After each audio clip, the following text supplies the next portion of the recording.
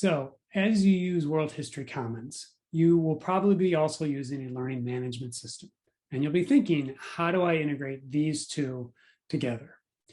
My experience is that learning management systems tend to struggle a bit with producing content within. So my best advice is simply to link out to the World History Commons directly. The World History Commons is well organized in terms of its website design. It's readable, it's got good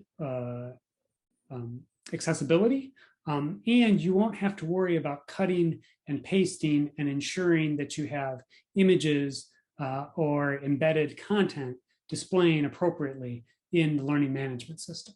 And so the easiest thing I've found is simply to take one of the links from World History Commons, copy it, paste it where I need it in my learning management system, and then tell the students what it is that they're going to look at.